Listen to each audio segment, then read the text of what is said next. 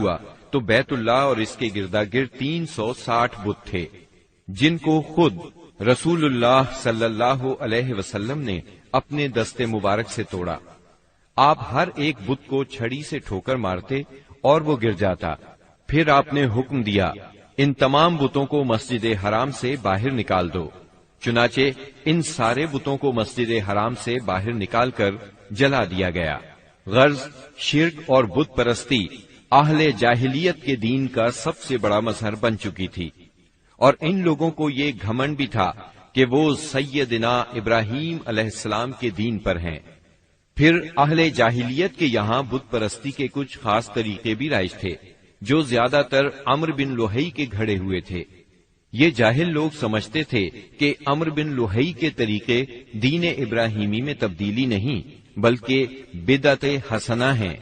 ان میں بت پرستی کی کیا کیا رسمیں رائج تھیں، اس کی تفصیل بھی سن لیں۔ نمبر 1، اس دور کے جاہل مشرک بتوں کے پاس مجاور بن کر بیٹھتے تھے، ان کی پناہ ڈھونڈتے تھے، انہیں زور زور سے پکارتے تھے، حاجت روائی اور مشکل کشائی کے لیے ان کو پکارتے تھے اور سمجھتے تھے کہ وہ اللہ سے سفارش کر کے ہماری مراد پوری کرا دیں گے۔ نمبر 2، وہ بتوں کا حج اور طواف کرتے تھے، ان کے سامنے عجز و نیاز سے پیش آتے تھے اور انہیں سجدہ کرتے تھے۔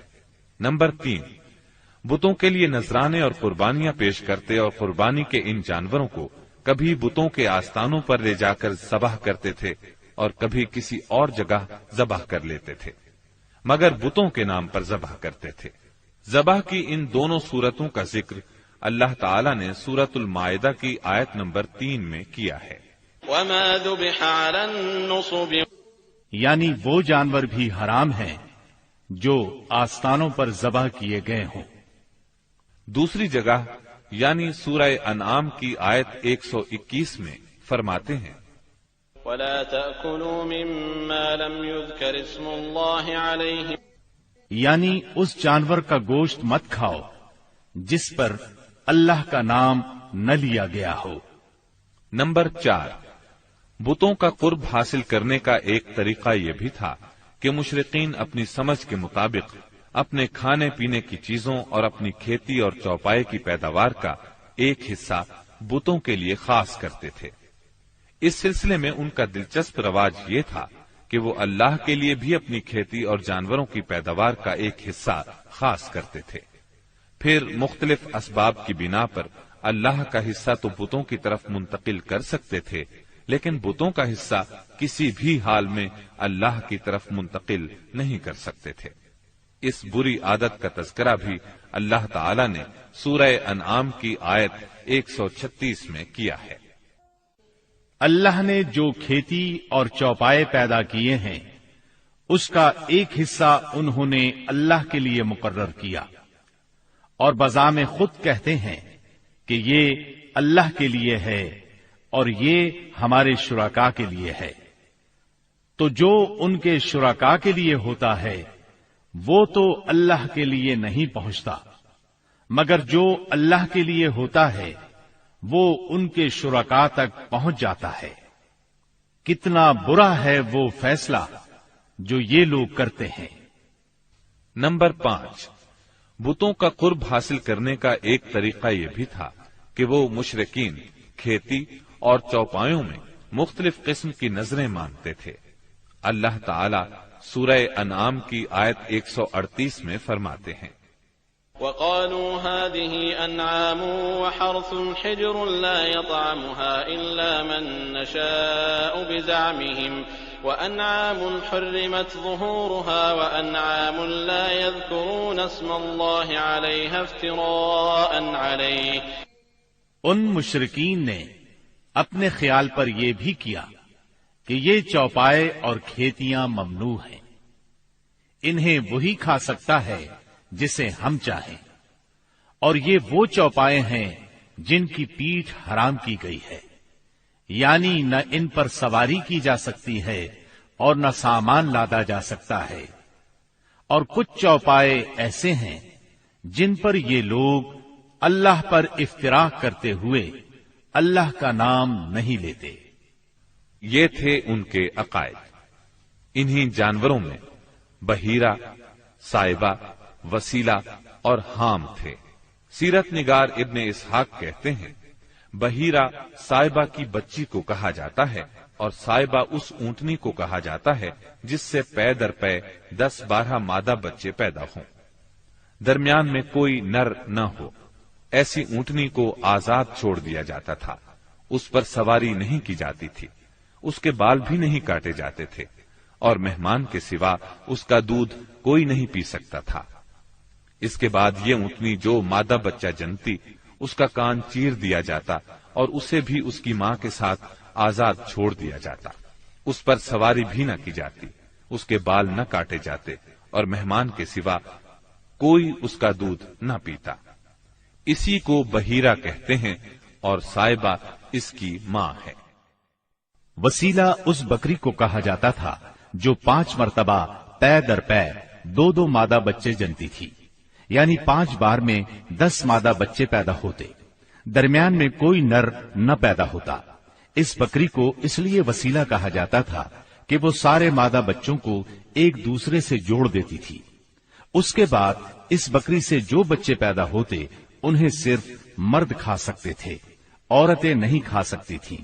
البتہ اگر کوئی بچہ مردہ پیدا ہوتا تو اس کو مرد عورت سبھی کھا سکتے تھے۔ حام اس نر اونٹ کو کہتے تھے جس کی جفتی سے پے در پے 10 مادہ بچے پیدا ہوتے، درمیان میں نر نہ پیدا ہوتا۔ ایسے اونٹ کی پیٹھ محفوظ کر دی جاتی تھی، نہ اس پر سواری کی جاتی، نہ بال کاٹے جاتے، بلکہ اسے اونٹوں کے ریوڑ میں جفتی کے لیے آزاد چھوڑ دیا جاتا، اس کے سوا اس سے کوئی اور فائدہ نہ اٹھایا جاتا۔ عرب اپنے بتوں کے ساتھ یہ سب کچھ اس عقیدے سے کرتے تھے کہ یہ بت انہیں اللہ کے قریب کر دیں گے اور اللہ کے حضور ان کی سفارش کر دیں گے۔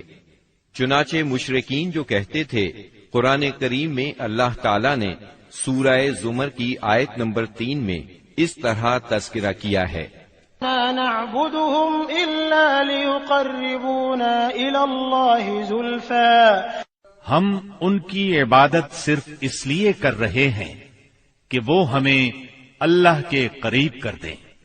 اسی طرح قرآن کریم کی سورہ یونس آیت 18 میں یہ الفاظ آئے ہیں، وَيَعْبُدُونَ مِن دُونِ اللَّهِ مَا لَا يَضُرُّهُمْ وَلَا يَنفَعُهُمْ وَيَقُولُونَ هَؤُلَاءِ شُفَعَاؤُنَا عِندَ اللَّهِ، یہ مشرکین اللہ کے سوا ان کی عبادت کرتے ہیں جو انہیں نہ نفع پہنچا سکیں نہ نقصان، اور کہتے ہیں کہ یہ اللہ کے پاس ہمارے سفارشی ہیں۔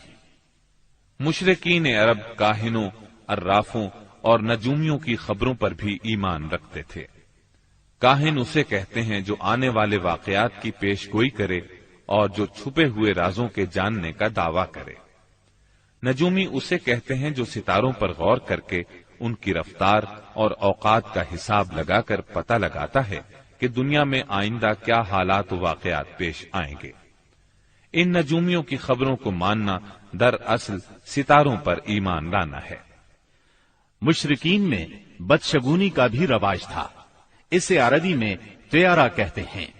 اس کی صورت یہ تھی کہ مشرکین کسی چڑیا یا ہرن کے پاس جا کر اسے بھگاتے تھے۔ اگر وہ دائیں طرف بھاگتا تو اسے اچھا شگون خیال کرتے، کامیابی کی علامت خیال کرتے اور اپنا کام کر گزرتے۔ اگر وہ بائیں طرف بھاگتا تو اسے نحوست کی علامت سمجھ کر اپنے کام سے باز رہتے۔ اسی طرح اگر کوئی چڑیا یا جانور راستہ کاٹ دیتا تو اس کو منحوس خیال کرتے۔ اسی سے ملتی جلتی ایک حرکت یہ تھی کہ مشرکین خرگوش کے ٹخنے کی ہڈی لٹکاتے تھے اور بعض دنوں، بعض مہینوں، جانوروں، گھروں اور عورتوں کو منحوس سمجھتے تھے۔ آج کے دور میں بھی ایسی باتیں سننے میں آتی ہیں، کالی بلی راستہ کاٹ گئی، اللہ خیر کرے وغیرہ۔ قریش کی ایک بدعت یہ تھی کہ وہ کہتے تھے ہم سیدنا ابراہیم علیہ السلام کی اولاد ہیں، حرم کے پاسبان، بیت اللہ کے والی اور مکے کے باشندے ہیں، کوئی شخص ہمارا ہم مرتبہ نہیں اور نہ کسی کے حقوق ہمارے حقوق کے مساوی ہیں۔ اسی لیے یہ لوگ اپنا نام ہمس